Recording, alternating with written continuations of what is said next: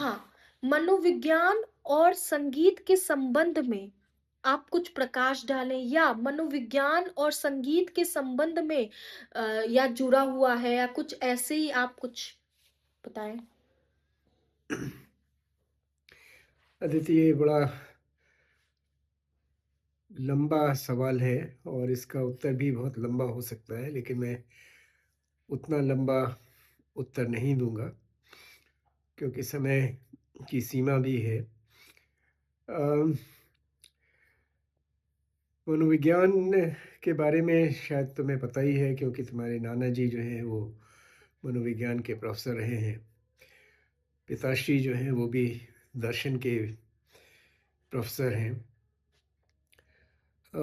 जहाँ भी मानव है वहाँ पर मनोविज्ञान है, क्योंकि जहाँ पर मन है वहाँ पर मनोविज्ञान है, क्योंकि मनोविज्ञान जो है मन का ही अध्ययन करता है। और जितनी भी क्रियाएं हैं वो मन के द्वारा ही संचालित होती हैं। हमारी शरीर जो है वो भी मन से ही संचालित होता ही है। हमारी सोच जो है मन से संचालित होती है। हमारी भावनाएं जो है वो मन से संचालित होती हैं। तो जो पहला प्रश्न आएगा वो ये होगा कि जो है मनोविज्ञान की दृष्टि से देखें अगर, तो संगीत जो है वो उत्पन्न कैसे हुआ, कहाँ से हुआ होगा। अगर इसका इतिहास शायद तुम, क्योंकि इस संगीत के विद्यार्थी हो, तो तुम्हें शायद पढ़ा ही गया होगा कि जो है बहुत पुराना है कि मानव मन जब से है तब से जो है संगीत भी है। अम, यहाँ से शायद हम लोग अपनी बात शुरू करें कि अगर हम देखते हैं कि संगीत कैसे शुरू हुआ होगा और उसका क्या उपयोग किया गया होगा, तो उसके अनेक उपयोग जो है हमें दिखाई देते हैं। जैसे मानव मन जो है वो, अगर हम जो है आदिवासियों का मन देखें या और उनके भी पहले वाले उनके मन देखें, तो हमें मिलता है कि वो भयभीत रहे होंगे क्योंकि वो अपनी सुरक्षा चाहते होंगे। तो जब लोग जंगल में रहते होंगे या गुफाओं में रहते होंगे, तो जंगली जानवरों से अपने को बचाना होगा। और अगर जंगली जानवरों से बचाना होगा तो उन्होंने कुछ उपाय उसके लिए सोचे होंगे। कहीं पर पत्थर पड़े होंगे तो उन्होंने जो है पहले पत्थर मारे वारे होंगे भगाने के लिए। लेकिन पत्थरों का शायद दूसरा भी उपयोग उन्होंने देखा होगा। पत्थर इकट्ठा किए होंगे तो पत्थरों के साथ जो है आवाज़ भी निकाली होगी। और अगर आवाज़ निकाली होगी तो आवाज़ जो है वो दोनों प्रकार की हो सकती है। आवाज़ ऐसी भी हो सकती है जो कर्कश हो, और आवाज़ ऐसी भी हो सकती है जो संगीत वाली हो। हुँ? हुँ। वहाँ से जो है संगीत आया होगा। लेकिन अगर हम अपनी परंपरा में देखें, तो ये परंपरा जो है बहुत पुरानी दिखाई देती है। जैसे अगर हम देखते हैं तो अपने अगर वेदों का ही वो करें तो जो है मंत्रों का जो जाप किया जाता था वो संगीतमय होता था। जो हमारे 4 वेद हैं, उसमें से एक ऋग्वेद है, एक सामवेद है, यजुर्वेद है। तो सामवेद जो है वो तो पूरा संगीत से ही भरा हुआ है। सामवेद जो है बिना संगीत के हो ही नहीं सकता है।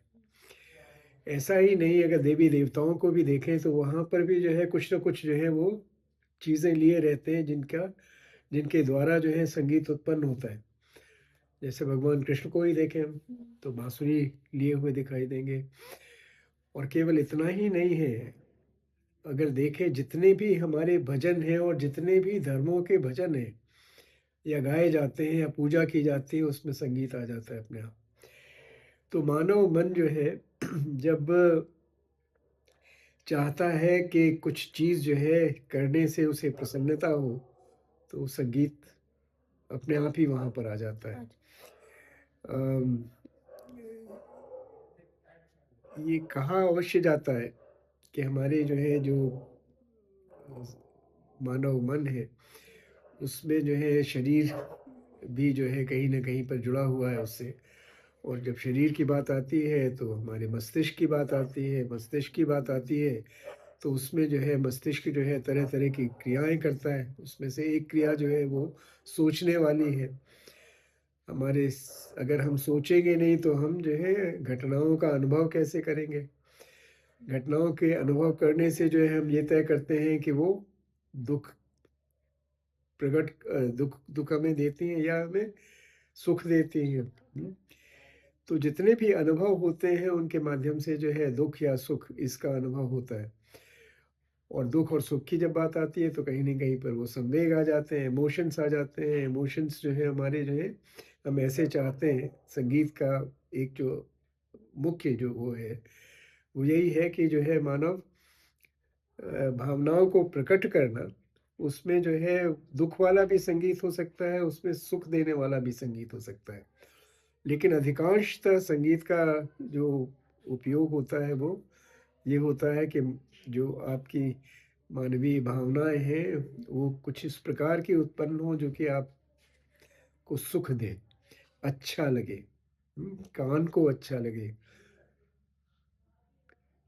लेकिन लगेगा क्यों? अच्छा लगने का भी जो है और ख़राब लगने के लिए भी जो है बहुत सारे हमारे हार्मोन्स हैं बॉडी के, जो ज़िम्मेदार होते हैं। तो संगीत के माध्यम से हार्मोन्स पैदा होते हैं, ऐसे प हार्मोन्स जो कि आपको खुशी देते हैं। अ, जैसे अगर हार्मोन का नाम ही बताना हो तो डोपामाइन है जैसे, है ना? वो डोपामाइन जो है वो रिलीज़ होता है अगर जो है आप अच्छा म्यूज़िक सुनें तो। तो संगीत का और अगर देखा जाए मनोविज्ञान का एक बहुत गहरा संबंध है और उसका कारण यही है कि मनोविज्ञान जैसा मैंने शुरू में ही कहा कि मनोविज्ञान उन सब जगह है जहाँ पर मानव है और कोई भी ऐसा स्थान नहीं जहाँ पर मानव नहीं है। कोई भी ऐसा विषय नहीं है जिसमें मानव नहीं है। अभी हम लोगों ने 2 की चीज़ों की बात की, जैसे दर्शन की बात की। तो दर्शन जो है वो आखिर कैसे बनता है?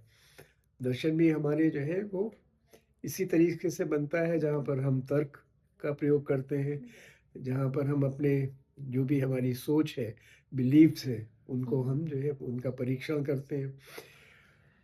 तो दर्शन जो है वो भी इसी प्रकार के प्रश्न पूछता है। जैसे अभी आजकल जो है अभी देखा होगा तो अभी जो है एक डिबेट हुई जावेद अख्तर के बीच में और एक और सज्जन थे उनके बीच में कि ईश्वर है कि नहीं है। इस प्रकार के प्रश्न जो हैं वो दर्शन में पूछे जाते हैं, लेकिन इसका उत्तर किस तरह से दिया जाता है? जावेद अख्तर ने जब उसका उत्तर दिया तो उसका उत्तर दिया कि हमें जो है ईश्वर है, इसमें विश्वास ही नहीं है, एथीस्ट हैं हम, हमारा कोई धर्म नहीं है। और जो दूसरा व्यक्ति था वो धार्मिक था, वो धर्म के अनुरूप जो है वो सोच उसकी सोच थी। लेकिन वो सोच जो है वो हमारा क्या है? हमारे सोचने का तरीका है, हमारी वैल्यूज़ हैं, हमारे मूल्य हैं, जिनके द्वारा हम सोचते हैं। तो वो अलग-अलग हो सकते हैं। एक के मूल्य अलग हैं, दूसरे के मूल्य अलग हैं, तो हर एक मानव जो है वो एक तरह से नहीं सोचता है, अलग-अलग सोचता है। इसीलिए म्यूज़िक भी जो है वो उसके दोनों प्रकार हैं।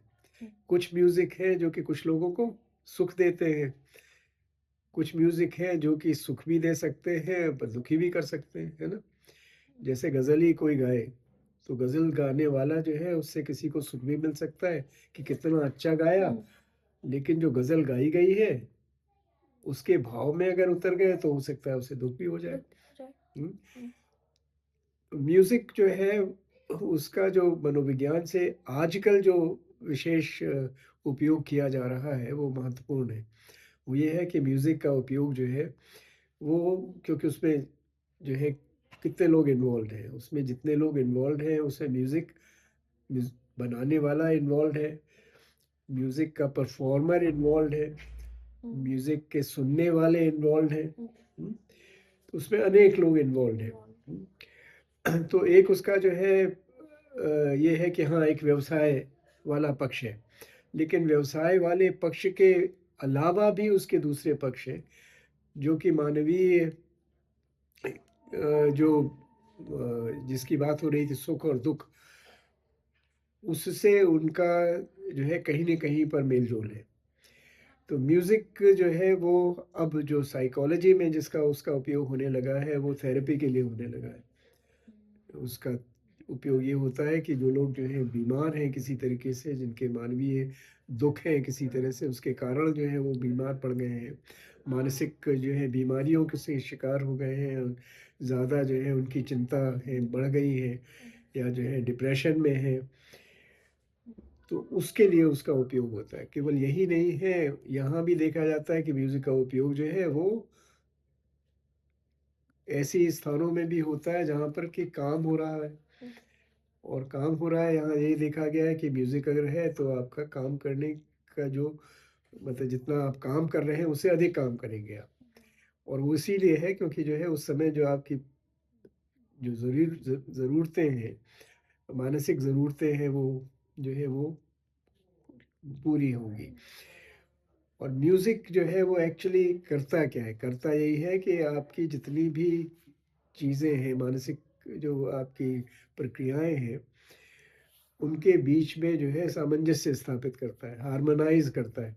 हार्मनी जो है वो हुँ, केंद्र में है, अगर म्यूज़िक जो है वो हार्मनी में नहीं होगा, तो जैसे कहते हो ना, तुम लोग कहते हो कि सुर जो है बदल गया, टूट गया। जी, हाँ, तो सुर टूटने का मतलब क्या है कि हार्मनी नहीं है, नहीं है। डिसहार्मोनियस हो गया। हुँ, तो यही है, वो हार्मनी के द्वारा ही जो है, अगर जो है मन की हार्मनी भी अगर हो जाए, हुँ, तो जो है मन अगर सुखी हो जाता है, तो आपके जो मानसिक अवसाद हैं, अगर उसमें आप हैं, तो उससे आप छुटकारा पा सकते हैं। इस प्रकार के अनेक उसके उपयोग हुए हैं कि म्यूज़िक थेरेपी के माध्यम से जो है किस प्रकार से हम जो है अपनी जो जीवन है, मानव जीवन है, उसको ज़्यादा बेहतर बना सकते हैं।